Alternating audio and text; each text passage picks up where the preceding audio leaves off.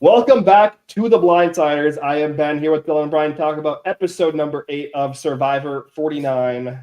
We got the infamous split tribal, the less common version, the only one person gets voted out version. And then we also got a secondary and tertiary twist on top of that we'll talk about, all leading to a situation where MC gets eliminated here by the end of the episode. We talked last week about how there is set up here for Savannah, Rizzo, and Soph to not be in danger, despite the fact they should, by all logic, be in danger. And we're like, how does that happen? And we found out the way that it happens, which is that they're all immune. Yeah, so something had to give, right? We have a straight up merge last week for the most part, so yeah. I figured something was going to give. Dare I say, though, kind of worked this week. I enjoyed this episode. I think it worked. I wish we would stop doing these small tribal splits, but I think, for the first time in New Era, I feel like that this actually worked. I think that this is a very good episode. Honestly, I think that the dynamics of the going into tribal were very interesting. I think that, with our knowledge of 50, once again, you always have to bring it up. I was assuming Savannah won, but I think that the challenge was great. I think that the advantages and whatnot that were given were a little bit overpowerful, but it really worked for the story in this episode. I was a big fan of this episode, and it's usually something that I would not be a fan of, because in previous seasons, which has been pretty much every season, the New Era, when they've done something like this, it has not worked. And it's been more so just for the sake of blowing up people's games. And obviously the people whose games were affected tonight will probably feel a little bit more that way. But I think it worked. And I think the path of continuing down Savannah's storyline, I guess Rizzo too, I think it kind of adds both a hero element and a villain element for them. I think Savannah is the villain to Rizzo's kind of like bumbling, lovable hero type thing going on. So I liked it. I think that this season's really turning around. I think we have a semi-interesting kind of couple weeks in front of us. I can see this kind of winding down to be a very predictable, maybe boring final five, maybe say. But I really like this episode a lot. And the more I've kind of sat with it, I've liked it more. So honestly, 2 thumbs up for me. Yeah, Don, I'm on the same page, honestly. I went into this being like, I'm not going to like this. I hate the split tribal, but if we had to do split tribal, I did think it was entertaining. I think it sucks for MC. I really do want to talk a little bit about Jawan's feelings on MC being so negative from not being told she had an idol / not being trusted versus being told that Sophie was straight up going to vote him off if idol came out. But yeah, I mean, all in all, pretty fun episode for what it is. Obviously, I would prefer that we just have a normal tribal council, but that's never going to happen in the New Era. So all things considered, it worked. Yeah, I think that for me, I'd say, definitely better than the split tribals usually are in terms of just how the narrative kind of played itself out. I saw a couple of issues with the kind of structure of the episode and some of the things that we'll talk about, in particular the live tribal, and not really getting anything from that other than just watching people whisper without hearing what they're saying, which has been a big complaint of mine about the live tribals. But as far as the way the twist itself played out, it's definitely it could have been worse, right? Because the thing that I always talk about with twists is you want something that at worst does nothing and at best switches the game up for the people in the minority. And historically, the twists that are done on these shows is kind of the opposite, where the best case scenario is it does nothing, and the worst case scenario is that it just bolsters the majority and stifles gameplay. And I think here, this twist and like kind of the extension of it definitely was a little bit convoluted, and it definitely could arguably be said to have been a little bit OP. But I think that the effectiveness of it for me was it exposed bad gameplay, and we'll talk about it because I think that a lot of the people in this episode played badly. I think Sophie played badly. I think MC played badly. I think Jawan played badly. I think Rizzo actually played it well. Obviously, he is in a position where he has an idol. He has kind of a lot of the kind of structural power that this twist offers him. And because of that, he is in a position where he's able to play better. But I don't think he really made any glaring errors here. So I was really glad to see that the bad gameplay got punished and the good gameplay got rewarded, even around the twist. Yeah, that was really kind of the story of tonight's episode was MC and Sophie just completely kind of blowing up their games, and it kind of became a matchup of who could kind of destroy their game quicker. Where MC kind of started last week with the idol play, where I still think potentially it was the right move to play the idol. Everybody knew about it. I think playing it was real, but then you get into the obviously people like Juan who it kind of, but it was the first time they had ever voted together, right? So that's another thing we talked about last week too, was that it's your first time ever voting together. You don't really know how you can trust these people until after how this vote goes. So I understand being MC and being scared and wanting to play it. So I don't knock her for that, but I do think, especially in this stage, the vote to go to Rizzo, somebody that you know still has an idol, is such the obvious and necessary vote to make. I don't get I don't get the dancing that they had to do at this point for Sophie and MC to try to go work around that, because clearly everybody else, Sage, who I think I'm really turning around on a lot too. I think Sage is a good player, and I think her head's in a lot of the right space, and I think that she is kind of caught playing with the people that are left in this game. And, you know, maybe for whatever, I mean, but then again, Shannon set herself in a position where Shannon needed to go too. So I think that Sage's hands has been tied for the most part, kind of leading up to this, but Sage is somebody I think that can still go quite far. And I think that she's making herself a little bit more likable. And I'm actually really enjoying, this is kind of turned into like a woman's season, which if you look at a lot of previous seasons, males kind of were the front runners, really kind of heading into the back end. Whereas this, I think that a lot of the female relationships and the female players are by far the more interesting of the male and female dynamic. And I think it's been really entertaining. And I think that, you know, Sage was annoying me a lot before, and I've really come around on her now. And I think add that to the dynamic with Savannah and even Sophie now. Like I texted you guys when we were watching the challenge, I think they really don't like Savannah. And I think you're starting to understand why too. I think Savannah kind of comes off as, and we've all known that person in our life where when it's going great for her, she'll let everybody know. When it's going bad, she'll let everybody know. And I think that that's starting to get to them. So I'm really enjoying that a lot. And on the flip side, I think Jawan, although I don't think he played that great in this episode, I'm really enjoying Jawan as a character and as a player. I think that he is a fun element. And I think that something we've talked about in previous seasons too, of like, we get so many of kind of the same cookie cutter versions of people from season to season, where I do think that there's a few characters in this season that are really their own person. And I think it's working quite well. I really enjoy Jawan. I think he's very likable. I don't necessarily know if he's a great player, but he's made himself likable to a lot of other people on that beach, which is a plus to him. And he's somebody I can see probably unwinding a little bit when we get down to final 6, final 5, but I think that he could easily be there. And I don't know.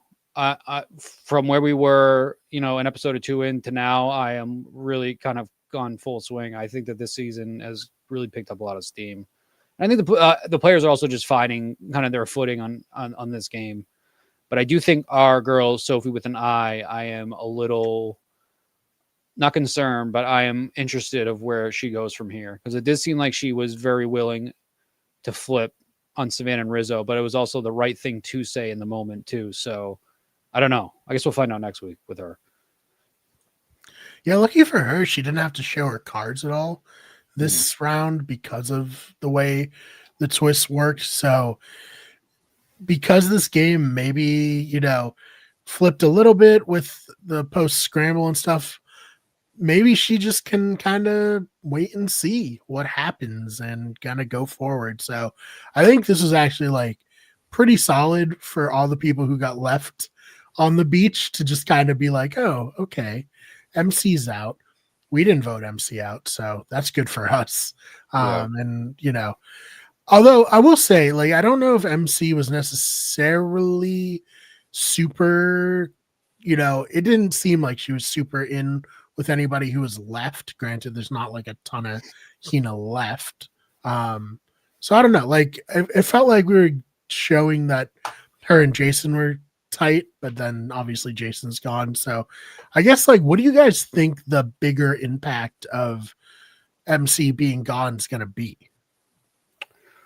Well, it definitely doesn't help the narrative that the first two people to go post merge are always black people of color, specifically black people. I think true. it is. Yeah. I feel like we are on like 5, 6, 7 straight seasons of this. During the split in particular, it's like Yeah. there's a pattern for sure. It's that's wild. Yeah, go ahead, Ben. No, I mean I actually disagree. I think that the storyline we've been getting was that the trio from Hina was Christina, Steven, and MC. And that's why I liked Rizzo's play this episode, pushing so hard, using his leverage to get the vote on MC instead of Sophie. I think that was definitely the correct play.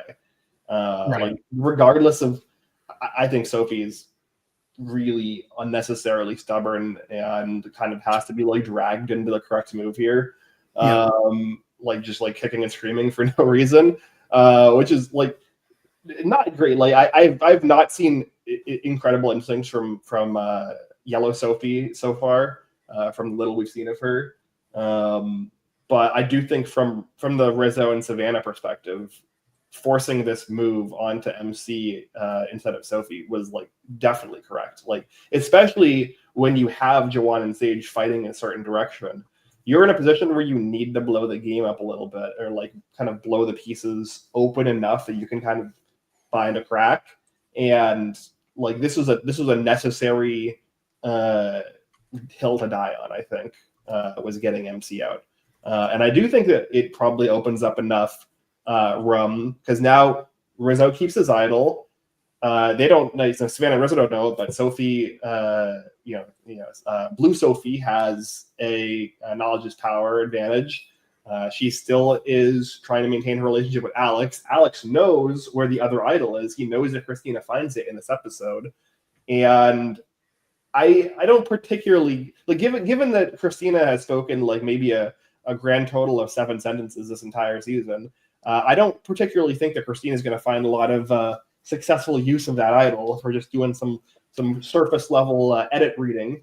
And for me, like, we've been kind of having this like Chekhov's knowledge is power ever since it's been introduced. And this is kind of feeling like the season where it actually is going to hit. And I think that we've kind of put the pieces in place now as to how that's going to play out, where Christina finds this idol, Alex knows, Alex tells Sophie, Sophie uses it on Christina, steals her idol. That's my like kind of open prediction onto what's going to happen. And then, yeah, we have like this Sophie, Rizzo, Savannah trio with 2 idols, and they've blown the game open. Like, that's just, I think, where we're going. I'm not sure we've reached a point of the game where 3 players have felt kind of completely removed from the main storyline, where with Alex, Steven, and Christina. I have, because we saw them in the beginning of the episode, then obviously everything post challenge they were completely removed from, but they are like they are 3 people that desperately need to make that big move, because they are both edit and within the game just seem like they are numbers only at this point. Which sometimes, obviously, we've seen people be able to take that quite far, being just a number, and not necessarily turning into a win, but you find yourself kind of getting there in the end game. We saw Erica in 41 basically be a number and just be there up until the very end. Then she won the season. So hopefully narrative wise, that's not what's happening with those 3 players. But even Sophie, we didn't hear from Sophie the first 6 episodes, and then she became an integral part of the past 2 and won a challenge and had like quadruple the confessions that she had leading into that episode. So I don't know. I think the editing of this season, the edits for some of these players has been a little all over the place outside of Savannah and I guess Rizzo too. And so I don't know. Sophie. And Sophie. So although I feel like the past 2-3 weeks, Sophie, our Sophie with an I, we have not really heard from that much. Which obviously, because a lot of the times the ball has been in other players' courts, which isn't necessarily a knock on her. But I think that she also, if we want her there in the end game, and also somebody that reasonably think that we could win, is going to have to drive something and not just be the third wheel to Savannah and Rizzo. Because realistically, she was fourth wheel up until Nate Dogg was voted out last episode. Yeah. So. Go ahead. I just don't see. At this point, I would be kind of flabbergasted if Savannah, Rizzo, or Sophie does not win the season. Like, it doesn't make any sense. I'm sorry, it doesn't make any sense. Like narratively from what the story they're telling. It doesn't. Awesome.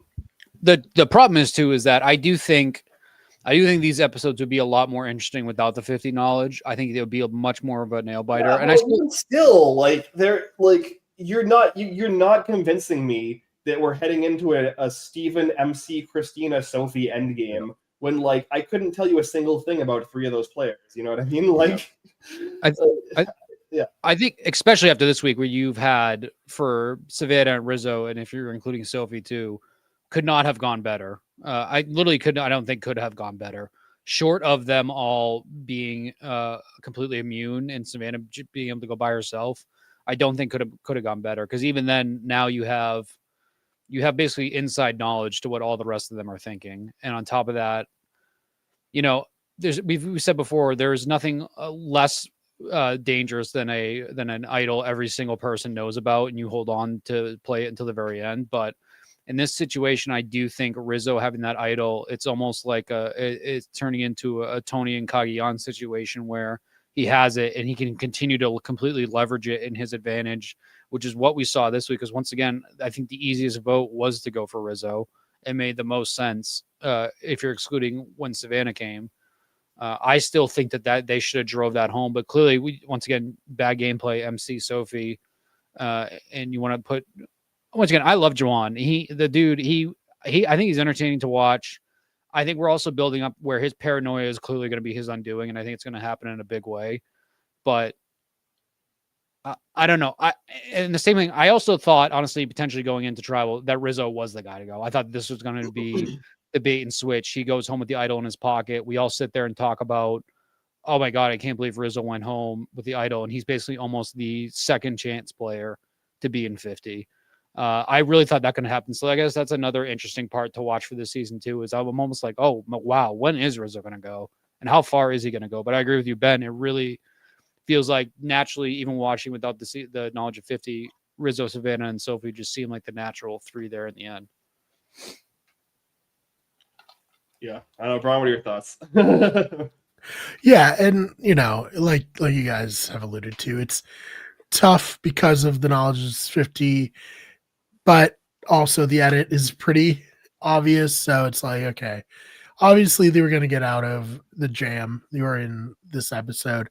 How does it happen? Some production, like, I don't want to say fuckery, but some production fuckery, like, oh, if this is a straightforward round, maybe there's some more interesting stuff happening if Savannah wins immunity and Rizzo has the idol, but maybe it's just Sophie getting voted off in that spot. Maybe we'll see if Alex does share the knowledge that Christina has the idol and then she can snipe it out of her. But yeah, I do wonder, in a world where we didn't know who was on 50, if things would be different. But like you said, Ben, it's already the edits already revealing like these players are probably in it for the long haul. And the one thing that kind of trips me up is like, I thought Savannah might be the winner, but there are going to be some people who don't like Savannah. Maybe she just plays such a masterful game down the stretch that it's like undeniable. I don't know. Yeah, it would definitely be a really bizarre winner story. Like if Savannah does win the season, because she's gotten like so much negative content, and Right. like Yeah. she's been like a very fun, complex character on the show. Like I've really enjoyed her just like as a television character. It's like very rare on Survivor that we kind of get this like kind of complex anti-villain underdog story. It's not like really like something that frequently happens. Like usually when you're the villain, you're like the one calling the shots. Like I would say like Russell Hanson Samoa is probably like the closest in terms of like a comparison point of like somebody who is personally hated but also an underdog, but also like such a strong anti-villain, but like can't win a jury vote because everyone despises him, and then like also kind of controlling the game. And I'm not like trying to draw a direct comparison because I think that I don't think it's really a strong comparison, but that's like the only other example that's like really immediately coming to mind where you have like this kind of anti-villain character that's also kind of in an underdog position, but also succeeding from an underdog position.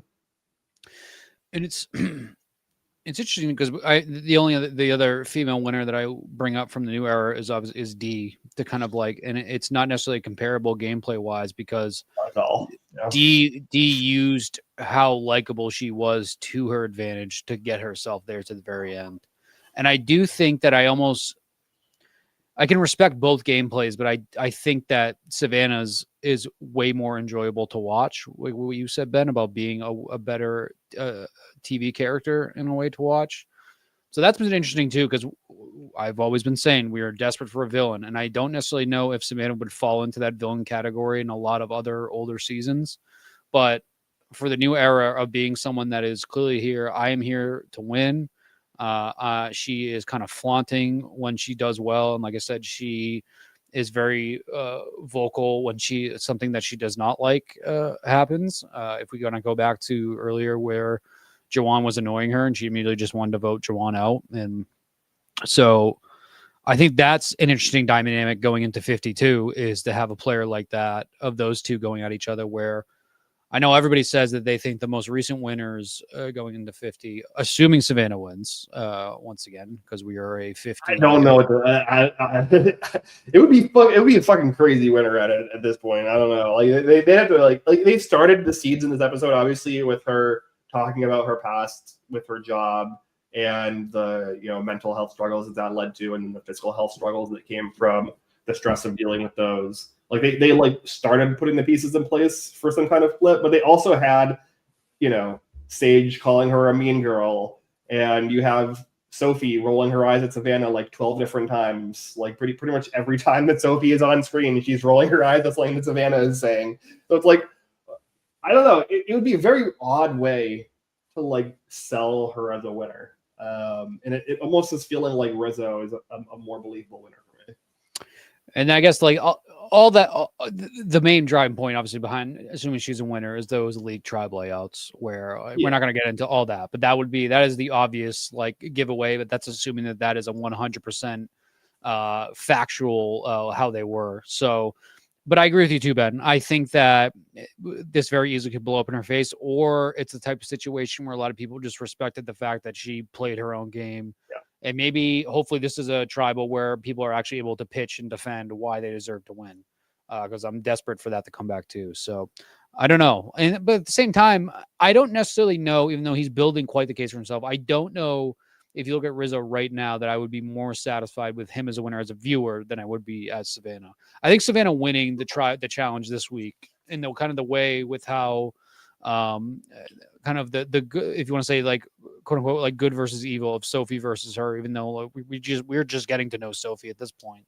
I think that was very much like, oh shit, like this person, like Savannah can manage to win another challenge and kind of like really paint herself as a great player.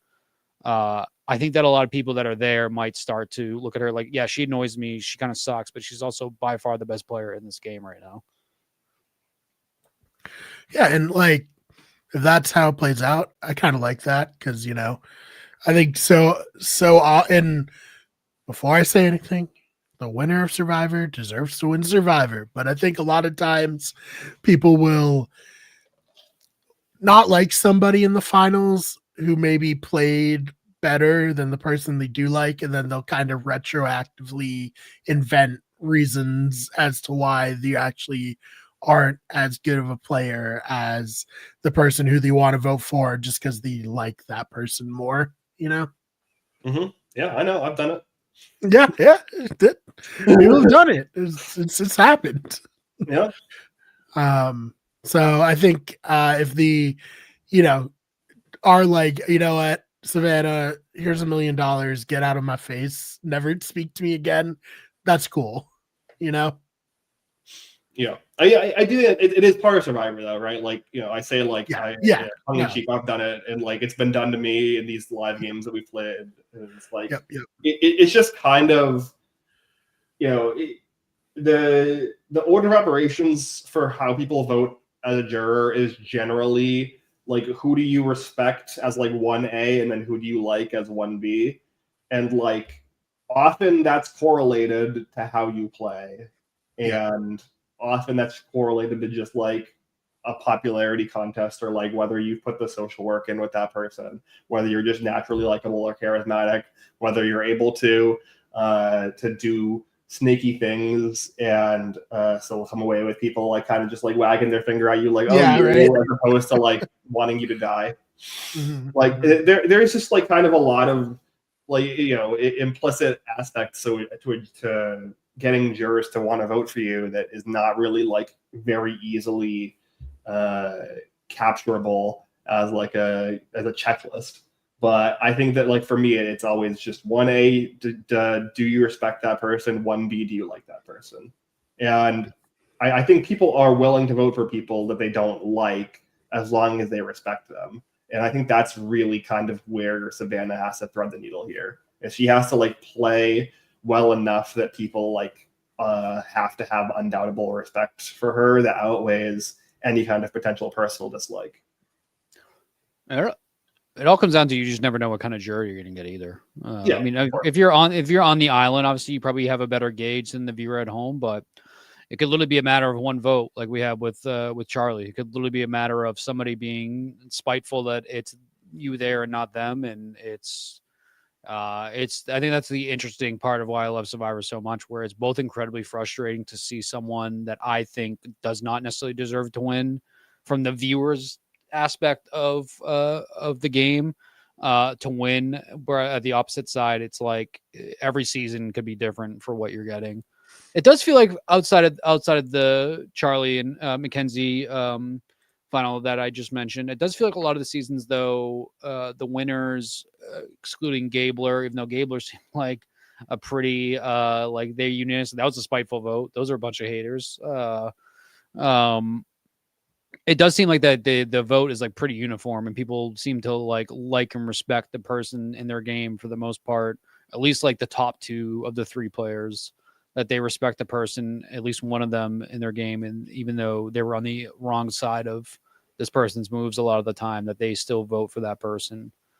Gable is a great example of in my opinion, people retroactively deciding that they're a good player to cover up their vote. We don't have to get into that. I know it's contentious. Let's get into it.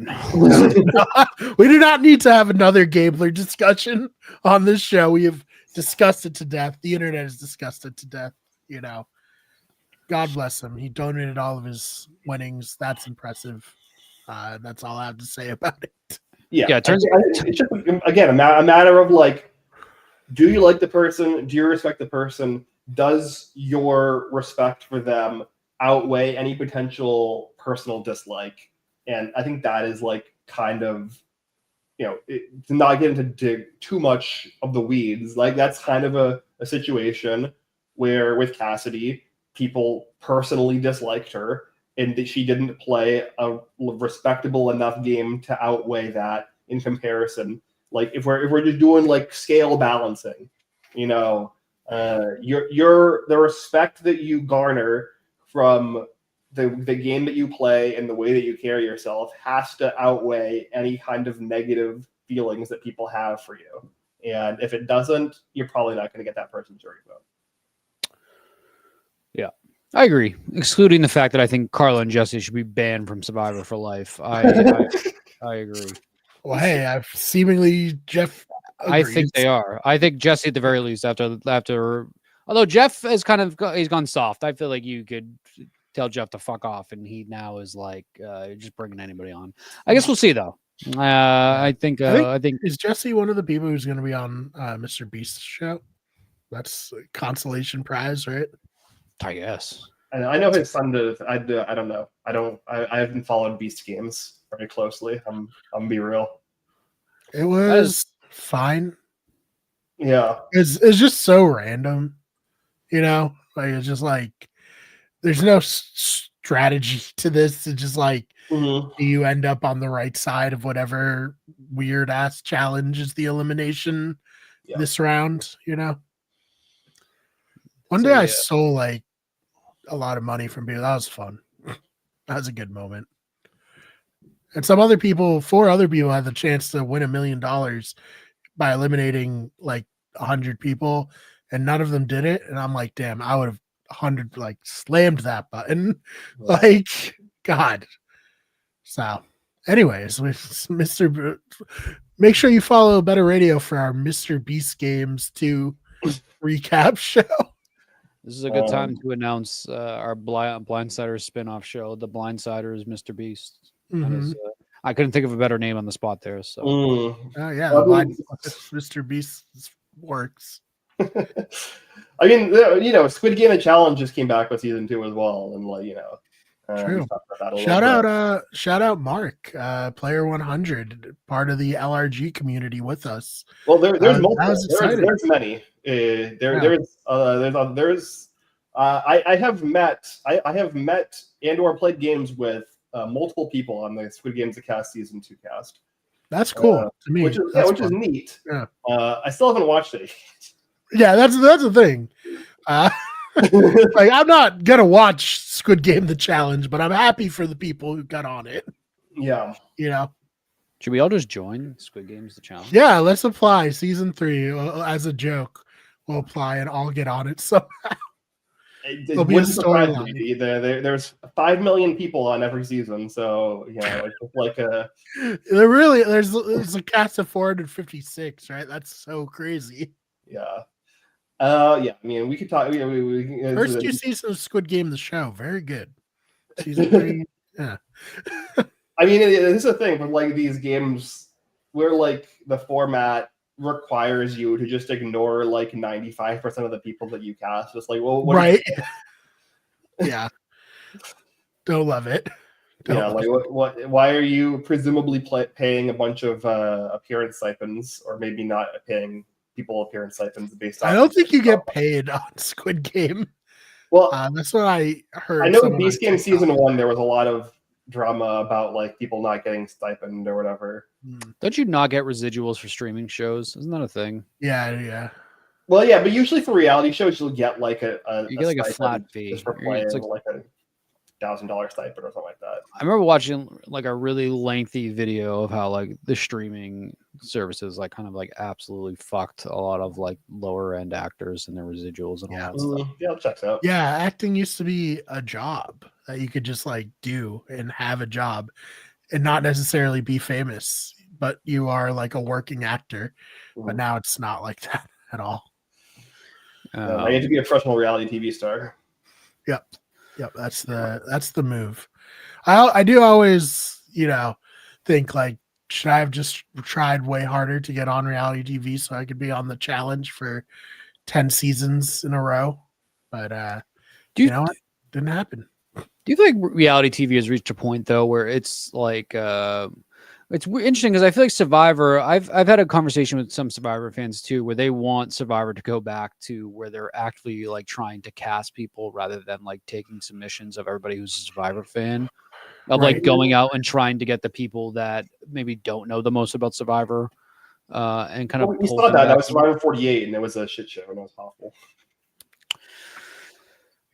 I think Yeah, because somebody on TikTok who said that they've only watched the new era, or maybe they only watched this season, and heard that a lot of people like prefer the old style. Like, why is that? And I've been thinking a lot about that. And for me, obviously, the nostalgia of it is one thing, but the show felt like the show itself felt bigger.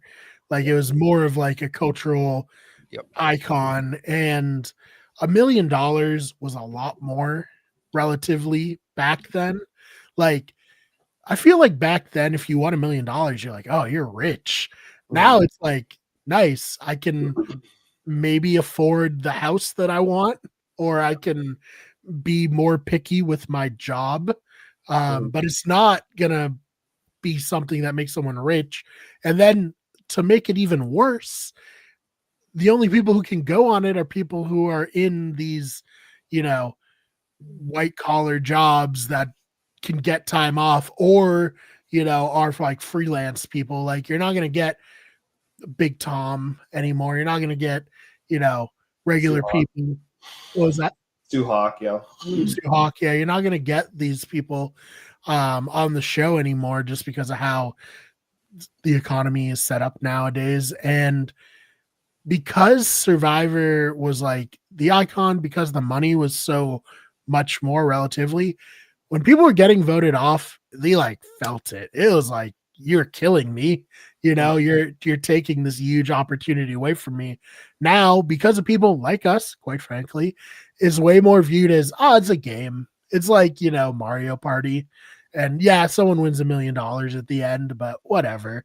Like it's GG's, like it's all good. And it was not that for a long time. And Yeah, and then on top of that, like, with returning player seasons have not happened in a long time, but like there was a stretch in the 20s and into the 30s where returning player seasons were very frequent.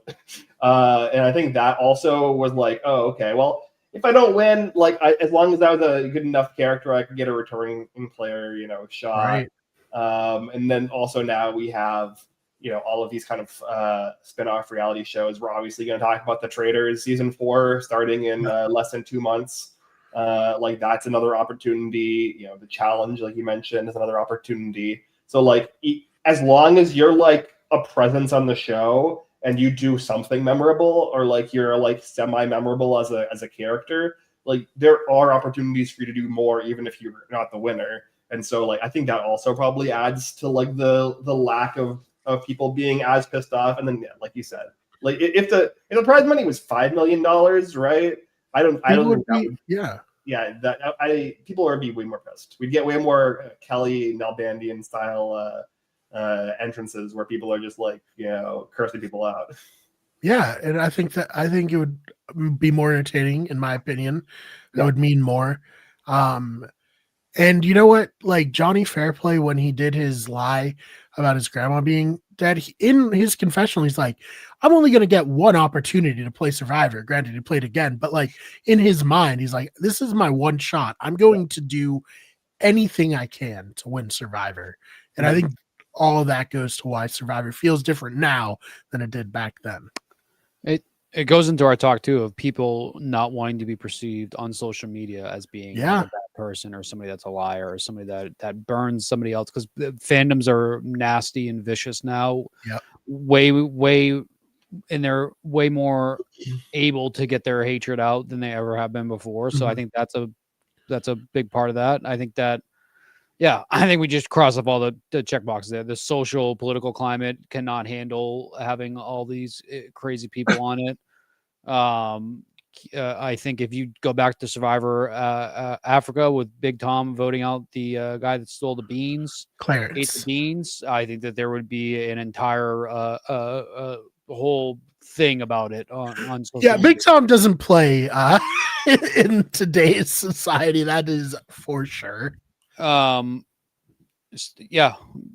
TV is not what it used to be, but it's like obviously it is making a little bit of a comeback, but not, I don't think, as like with the regular household as a whole. I think a lot of times tell people I still watch Survivor, they can't believe that Survivor is like still on TV. I think it's a lot of that, and social media. Obviously, people that were wacky and wild that want to get famous can easily just create a TikTok account and That's true, be themselves there too. So, or they can go on Squid Game the challenge. Like you said.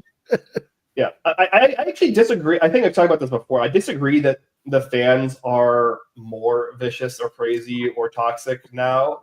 I do think the thing that is different is the players are more accessible to the fans.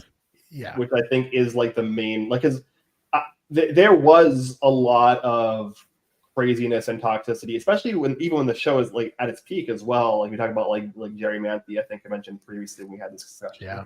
And like the backlash she faced from fans. But like for the most part, you have to kind of go digging onto like Survivor Sucks or whatever, or some of these like other forums to like really find the like toxic fans like hating on you.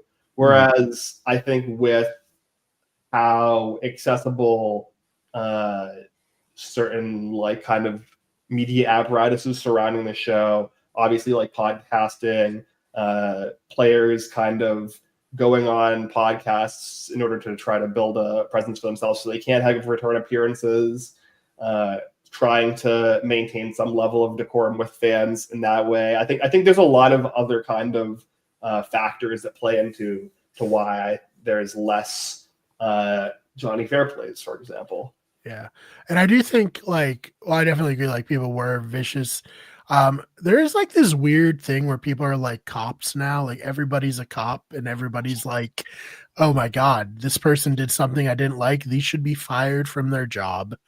You know, like these should be outcast from society because they went against what I, wanted or liked. I think that's like a big part of it too, is like people are unhinged and have way more ability to connect with fellow unhinged people in a way that it gets amplified by the algorithm. And, maybe someone does lose their job, Yeah, no, I think that people are, it's not that people are more unhinged. It's just that it's easier for the unhinged people, like you said, to find to act and for their, because like we talked about Jerry Manthey, like Jerry Manthey, like literally got harassed by a flight attendant when she was on a flight because and got like kicked off of a plane because of a flight attendant like her on Survivor Australia. Like, so it's so funny to watch Survivor Australia now and be like, we all hated Jerry, really?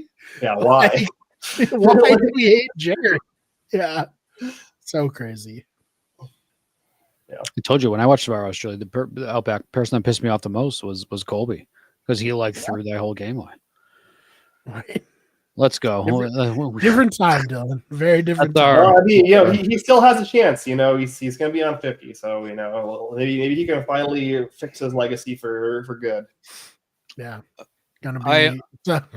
So he's gonna have to drop like Superman in a nursing home or something. I'm very much looking forward to our season 50 discussions. I have some hot takes of who I think is going to do well and who's not. So. Perfect. Awesome. All right. Well, anything else from this episode that you guys wanted to talk about? No, I think kind of going back to the I guess going away from our tangent, going back to the actual episode of I think MC Sophie. I still stick to my guns. Rizzo was the right vote, and I think that both MC and Sophie just kind of played that interaction between themselves so poorly. Where if I'm MC, I'm letting Sophie fall on the sword and do that and knowing I'm basically virtually safe. Where on the flip side of it, Sophie is, I guess, unless you're willing to want to drive the vote towards Jawan at that point, what is the point of telling MC short of saying, I guess, like you didn't want to, blindside MC with your vote? I think both were kind of like big mistakes. I think MC, if you're going off of like the vote total itself, I think MC going home made the most sense in terms of like the damage she did to her game in the past 2 weeks. But I guess I don't necessarily know what Sophie was trying to accomplish at that point, other than maybe what I just said of not wanting to blindside MC and kind of like garnish that relationship there. I think that was a misplay by both of them. And it's like I said, I feel like the vote was pretty straightforward to just go for Rizzo, get that idol out, or or get or just flush the idol or actually get him out. I think it was very easy before Savannah got involved, and so I'm not sure why the bumble butting happened. Yeah, I think I understand why it wasn't just a pile on Rizzo. I think he played it well. I think, like I said before, I think him. Obviously, Savannah showing up helped him, but I think he was probably okay before. But I really, really liked the putting his foot down on MC with Jawan and Sage. I think that basically puts them into a no-win position where either they kind of just let him get away with that and then vote for MC, which is what they ultimately did, or they take a completely unnecessary gamble, try to split votes on Sophie, or try to Sophie and MC are playing so messily that you really, I don't think, can fully buy into the idea that there's just going to be a straightforward Rizzo push. And even if it was, it's probably likely that Rizzo would figure it out and play his idol, and then MC goes anyways, and then Rizzo's still in the game, and you've burnt that relationship, and you've gotten nothing from Sophie, who's left. There's just I think this was a safe play. It gives them a lot of options. I think Rizzo kind of created a no-win scenario for them, which is, I think, really kudos to him for doing it. I think that the show is giving credit to Rizzo for playing this episode well. So I think Sage is also starting to figure out that Juwan is a very volatile person to play with at the moment, where he is flip-flopping left and right. You could tell him anything, I feel like, at this point, and he will believe it and immediately kind of go into paranoia mode. So I think, like I said earlier, I think that'll be his undoing. I feel like that's what they've been kind of painting along for him this entire time. But I am curious of where Sage kind of goes at this point too, because really you can go back to Alex, Christina, and Steven and kind of take that and hope Juwan is along with you numbers wise. But I think, once again, if you're Sage, you do eventually need to make that move, and you can't necessarily join the ranks of Rizzo and Savannah at this point. Could, but I think for your game, you got to kind of figure out kind of how to wrangle in Jawan and then the rest of seemingly kind of just obsolete players that are left. The numbers are there, I guess, but I'm now watching Sage. I'm no longer on the Sage hate watch. She's driving me crazy. I'm now on. I think Sage is a decent to good player, and I want to see kind of what she can do to get further. Yeah, I think Sage is one of the best players in the season, and this was definitely a really rough spot for her, where this could have been a lot cleaner for her if the three people she was with didn't all play really bad. Yeah, I'm looking forward to the rest of the season. Looking forward to covering it here. Dylan, do you have anything you want to promote, shout out before we get out of here? No, keep following our show. Keep following the Blindsiders. We're trying to stream on more platforms. We're trying to get the word out. We just like talking about Survivor with each other. I look forward to this every week, talking to the three of us. But it's always welcome to have more people join and talk with us. So I think that's fun. So support us there. Really, that's all I got to push. Until I consistently start streaming again, I can't, in good conscience, continue to push that. So keep following us here. Ben, same thing. Yeah, I mean, we plugged it, but we're ramping up. We just got the Trader Season 4 cast photos. We obviously had known the cast for months, but we got the official photos that they're going to hang up on the wall or whatever. And yeah, that's coming back January 8th. And so we'll be, the three of us and Julie will be back with that for Meet You at Breakfast. So I'm very excited to get back to this. I really enjoyed the Traders UK Celebrity that wrapped, and I've been very much enjoying the Traders Scanned Season 3 so far. So, yeah, same. I love the Traders. Can't wait to talk about that. As for me, check out the main channel. We get everything. I put a video about Survivor video game adaptations and how it deserves better. One person was like, "Wow, this deserves thousands of more views." Couldn't agree more, but I got like 15. So please go support that. I think it was a good video. I don't know. Obviously, it's hard to judge when you're the one making it. But yeah, go check that out. I have a new video out today about the first impressions for the new Kingdom Come Deliverance DLC. Other than that, Those Fake Nerds, our other channel, Better Radio is this channel, of course, where you're watching this. Follow our Twitch channel, twitch.tv/WickedEverything, and our newest channel, Wicked Scary, where we cover cryptids and scary stories. So other than that, thank you all so much for watching, listening, however you're consuming this, and we will see you in the next